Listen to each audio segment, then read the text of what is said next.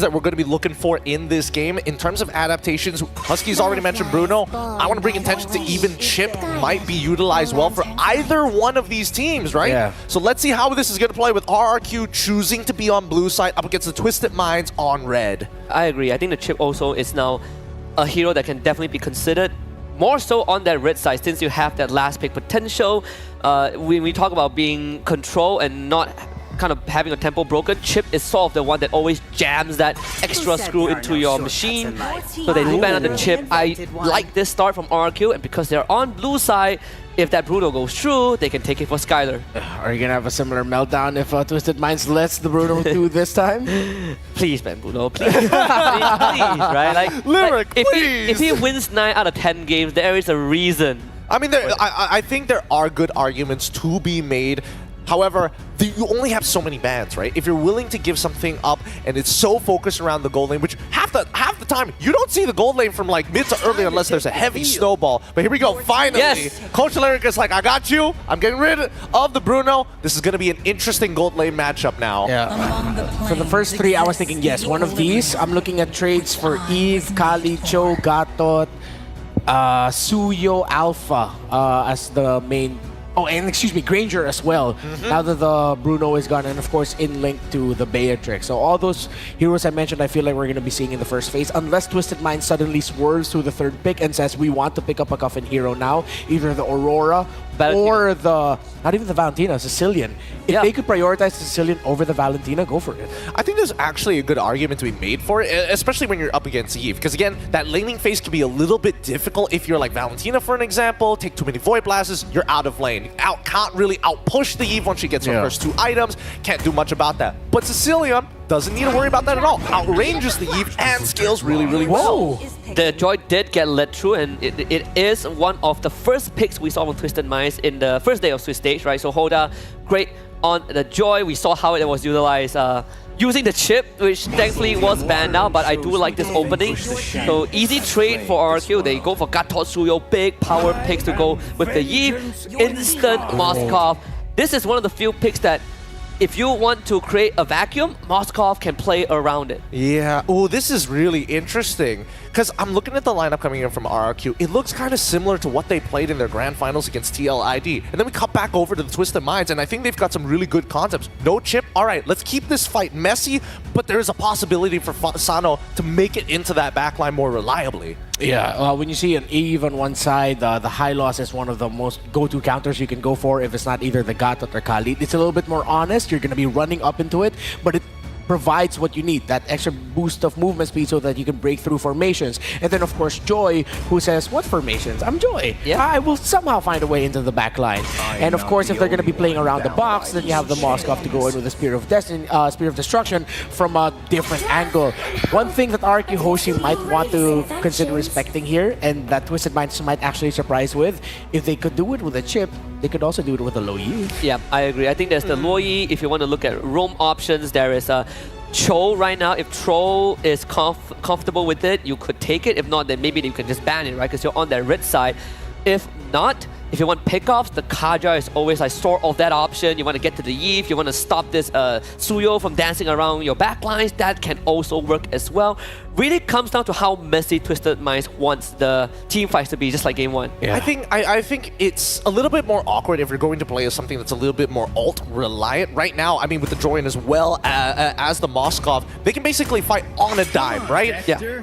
I think that at this point, looking on based on where the bans are going for, what? Wow, they banned the Claw, huh? Interesting. But why? Do they want to play Farsa or something? But then they've already got Gatot, and then there's also like Suyo who can cancel it out. Yeah. What are they worried about with Claw? Is that, whoa. They're trying out there. It could be because they want RQ Hoshi to play with a marksman that isn't really going to be splitting the lanes, but joining the other members of RQ Hoshi, looking to win via the team fights. That's why good ban by RQ. They read it. They read it. The Lo Yi. I mean, they did it in the previous game, you know, with the first 3 picks, the Even as well as the Lo Yu getting banned out on top of the Hilda. But at least now, for the side of RRQ, I think at this point, what are they worried about, right? Are they going to be prioritizing whether or not, you know, Gato going into the EXP4, Dyron is going to be a good option, or are we thinking it's just about priority? I think right now when you have such huge power picks, you're thinking about how to bolster that. But I think in the back of the mind is also first how to stop the Joy and how to get to the Moskov, right? Like these are two very slippery heroes that can easily not only kind of mess up your battle formations, but in these moments of chaos can overwhelm you. Anytime. Especially when the late game rolls around, right? Like we talk about the Cho being picked up, you want to split those battle lines, that Cho is perfect. Okay, you have your vision getter, you have your front holder. Is Skylar gonna go pick up one of his iconic picks in Season 14 of MPLID in the Nathan, or is he just gonna follow the trend now and consider either the Great or... Oh wait, oh yeah, Irritel's another one of his iconic picks. Okay, so are they gonna look for another source of magic? Need another front, it can't just be the Gatot. Ruby! Oh, nice micro stun up against the Joy. Oh wait, now they can go Valentina again. They can go Valentina again. They've got some pretty relevant ults at this point, but I'm not sure if it's going to be enough, right? Because it doesn't matter what mid-duel, whether you switch out for Ruby for the Gato Gacha, they are going to have full control over that mid lane in I mean, as long as you have a concussive blast, right? I mean, as much as we say that if Coffin gets his hands on the RWM, it sort of defeats the purpose of what RQ wants to do. You have a Gato backline die, but everyone else wants to run in, and you don't really want to run into an RWM. Yeah, and if there's a real-world manipulation on the side of Twisted Minds, that's a little bit happier for Joy as well, because RQ is trying to get out of that, but then at the same time, they'll have to try and get away from the Joy. Of course. Still go back for Sicilian. Of course, go for your Sicilian, yeah? Late game monster, right? Yeah. So much late game damage. I mean, it's the classic, right? Again, walk me through which draft do you think is going to be taking it away? Is it going to be enough? I'm leaning a little bit more towards Araki Hoshi, but we cannot deny that Sicilian needs to be respected. What about you, Husky? Same. I like Araki's draft a lot more. All right, that's the opinion from the panel. Let's throw it over to the casters to get us into game number 2.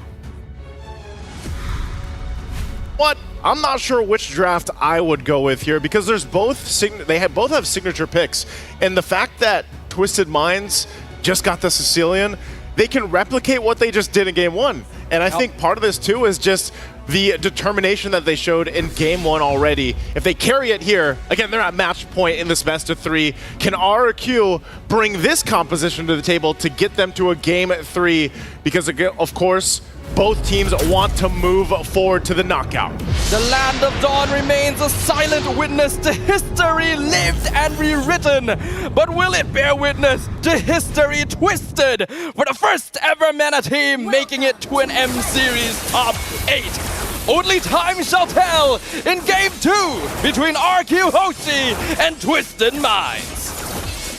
And as we get a look at the junglers here, this is going to be a crucial thing. We've seen so much of the Suyo pop off and a lot of early game potential, but same thing can be said now often with the Joy. She's been it's just been a pick that's popped up a lot. It's quite durable, it's quite mobile, and against this kind of lineup, that's exactly what you need, and maybe that's also why there's a little bit of that catch, you know, that comes through with a Ruby. The mobility itself can be matched with Skylar now on this Irithil. A lot of early aggression already. Troll gonna do some poking, but actually ends up overcommitting himself. Has to use Flicker already at the first minute of the game. As I was saying, you know, Sanafa, that's part of the plan with the Ruby. A pick we haven't seen too often throughout the Swiss stage alone. But it's there to be able to catch, you know, any of these heroes out, really, that Twisted Minds have brought to the table. And it could actually end up being in a situation where, yeah, maybe Troll overextends a little bit, tries to get that set up or that kick that he's looking for, but then there's a Ruby across from you. And even for Hoda to try to bounce in between, like we've seen so much of Joy just escape situations, you know, with very little health left, but now that you have the catch here available, that should help them out. Trying to delay this a little bit more from Hoda, but Hoda's going to be fine. Now go into it when we lead ourselves in that first objective, that first turtle, so to speak. Which team has the advantage here when it comes to their lineups? I would say that RQ Hoshi definitely has a composition that plays towards their comfort, right? Which is that early to mid game. They've got a lot more resources, a lot more access to early game damage, and having a Ruby to stop Hoda on this Joy as well means that they can take fights very, very easily. We can see that Twisted Minds isn't even going to try and contest the first turtle. Yeah, they really got to wait for that level 4, I feel like, for Troll, you know, to be able to pick people off if they can. He doesn't have it just yet, but Hoda coming in, electrifying beats used. Not gonna overcommit on Edok though. That is gonna be Hoda's ultimate enemy. Twisted Minds needs to respect their opponent's positioning this game. This might be one of those games too where Twisted Minds just waits for the late game, like trying to drag things out the best you can. If you do get a pick off with utilizing Troll here on the Cho, then great, but if not, then play for the late game and build up into the fact that you have the Sicilian this time around, and even the Moskov for Sano. Because the pacing really from RQ, just like they did in the previous game, they're the ones that started things up. They got things going, and I expect them to do the same here in the mid. Coffin in a lot of trouble. Flicker hook from the Ruby, and Rin's gonna pick up first blood in the mid lane. That's what I was talking about. You know, you set things up with the real world manipulation, helps slow things down a little bit, but then you throw in a Ruby, able to catch things out. Couple shots here. Troll's trying to help out here for this, but oh, the flicker jump going to miss actually. The CC from Edok messing with Troll's rotation. That's not going to be a catch on Skylar they were looking for. I feel like this is enough of a wrench thrown into the cogwheel, that Ruby pick. Oh, mid! Coffin literally getting smushed into face by the AOG. Electrifying beats, but it's not going to save Hoda as the I'm Offended pulls him in and gives Sutsujin his first kill of the game. The stock value on the Ruby definitely going up here. You know, at this point, this is a very big lead already early on. Purple buff. Sano can actually take the Spear of Destruction. Purple buff still stolen away by Sutsujin. Unfortunately, his presence not going to matter too much. Moskov doesn't have enough damage, but the Glorious Pathway is committed anyway. Sanguine Claws pulling Dyren back. They're looking for a kill. Any kill they can get, and they'll find it. Sano gonna finish off Dyren, and now Troll jumping forward gets CC'd, but there's so much damage actually from Twisted Minds. Coffin having his first kill. Real World Manipulation comes out. Blade Surge actually stuns Coffin, and he's still stuck in the death box. He's gonna be finished off by Sutsujin, so RQ will trade a little bit back. A good showing that they still want to fight, even though they lost the purple buff. They'll go for it. They're trying to make a play up top. Skylar in a lot of trouble. Hoda's just gonna chase him down with Sano, but Skylar! So much Sano! Almost picked off, but not quite enough.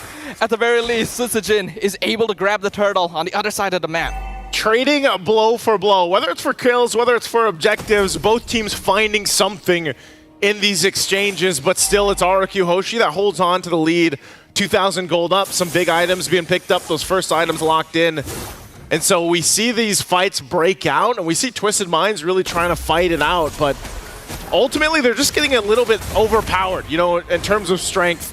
They're going to need some time to build up on what they need, but they do find something. They still hold into the game, and they did the same thing in the previous one. As long as they keep it from getting into, you know, crazy lead territory like we've seen in the past, through the past couple of days where you're talking about 6,000 to 8,000 gold leads, then they should be relatively fine in securing the late game. Way of the Dragon finds Rins into the AOG. Not going to land. Unfortunately, Rins able to pop up that real world manipulation, and now Twisted Minds completely caught out. Troll is gone. Mike Sama falls. Double kill for RRQ. Both given over to Skylar. Such a good job from Edok there. Just literally all he did was plant himself in between where Cuffin was from that fight, because Mike Samat jumped in with the Avatar of the Guardian, and then Cuffin really didn't have a way to actually enter that fight and use those bat impacts the way he was looking to. So right now, RQ Hoshi, you know, they looks like they've solved this issue that they had previously, or even what they saw in the previous game when the Sicilian was picked up by Twisted Minds. And both junglers just kind of battling it out. No one else here really to help him out. Well, 1v1 though. That's actually a bit of a mistake. Rotation from Hoda, and Sutsujin will punish it. Killing spree for the Suyo on RRQ. They're gonna look and continue chasing, zoning Troll backwards. This next turtle should easily be in their control. I know you're elusive on the Joy, but that's not a fight you want to take. You don't want to take the 1v1 versus a Suyo, especially when those retributions are available. And now this turtle's up. And this is just going to be a 3 for 3 for RQ. Troll goes in, jumps in again. Ooh, we have the Dragon canceling here. RWM comes out, RUG as well. Sutsujin, this whole time is just taking the turtle, and even despite his absence, RRQ Hoshi are taking control of the entire team fight. Troll just going to be funneled in here, trying to run away, but he also knows that he's licked. They're going to try and surround Sutsujin to get some payback, and they will find the shutdown for Coffin. Good pickup on a kill on for Cuffin here, but still, you're seeing it. You know, these team fights are not going the way of Twisted Minds at all. And it's a little bit more difficult this time around because they're just going for the front. You know, they don't have this chip this time to throw things off and come in from a different angle. Or like, for example, when we see the Luis with the diversions, this time around, they kind of just rely on Troll to go in with the way of the dragon, the kick, but then you're so exposed because of the fact that you're playing into real-world manipulation from Rins that it's really difficult to actually get the angles you're looking for. And this is just now turrets getting knocked down, worked on here from RRQ, building up on the lead that they have. And Twisted Minds, how do they get back into this game? You know, how do they actually get some control in their favor? Even though they found a couple kills here and there, that's great for them, but it puts them in a bad position for the First Lord. They're gonna have a hard time here. Kicks coming out from Troll. Yep, Hoda trying to follow up on Sojin. Electrifying is gonna come out. RWM not gonna be able to stop Hoda, but they're gonna be able to find the taunt with Dyron, and that is a lot of damage. But Hoda able to dash away. Even the glorious pathway used to support their escape. Meanwhile, there's a 1v1 between Skylar and Sano in the bottom jungle. Sano has to run off. You can see the Hero Tail starting to hit that power spike. Spirit of Destruction going to miss on Edoc as well. So RQ wanting to look for trades wherever they can. Still gotta respect the fact that Twisted Minds is willing to take these fights even down what they are in terms of economy. They're still trying to make it happen, trying to make it in a position where, yeah, they're not at a huge disadvantage for that First Lord. And given that, you know, they actually might be able to contest this. They might be able to go ahead and go toe-to-toe with RQ Hoshi, as they've gotten themselves in a position where, even for Cuffin, you know, I'm wondering how many stacks he has. I know it's still early in the game, but also a Malefic Gun being picked up here by Skylar. Some more defensiveness for Dyron. And Troll, he's going to have a hard time making this work. It's been difficult for him so far. He's going to get pulled this time. Literally the moment you said it. Troll faces even more difficulty, not even able to escape from that rush because of all the crowd control from RQ. Glorious Pathway comes out. Hoda looking for Skylar, not able to connect as Edoc flickers forward and stuns him. Hoda has to run away, and that means Mike Sama going to be abandoned in the backline. Cuffin trying to support with artillery fire, but it's not going to be enough as Skylar grabs a killing spree. This is just going to be a trade now. Lord being taken here. That tier 1, Sano takes that down on the bottom side. They'll still try to hold on to the mid turret. Looks like they do, but Edoc popping the conceal. That Spirit of Destruction won't land either. So this is just cross map after cross map happening for both teams. Hoda, though, they're going to have to get together, restructure this at this point because they got a Lord to deal with. And Twisted Minds, they put work in, you know, trying to get some of these turrets down. They've managed to get 2. I'm offended on Troll. Gonna get pulled away. Still has Shunpo, though. RQ not gonna full commit on that just yet. That's why I was saying it was difficult here, Snafa. I mean, he still got the flicker, you know. But as the Lord comes in and they try to hold on to the turrets, they're going to have to make this work. Hoda going to get spotted out. Look at the damage. The melting damage from Sutsujin. Dyron not able to chase, but that is all of Hoda's resources down for the count.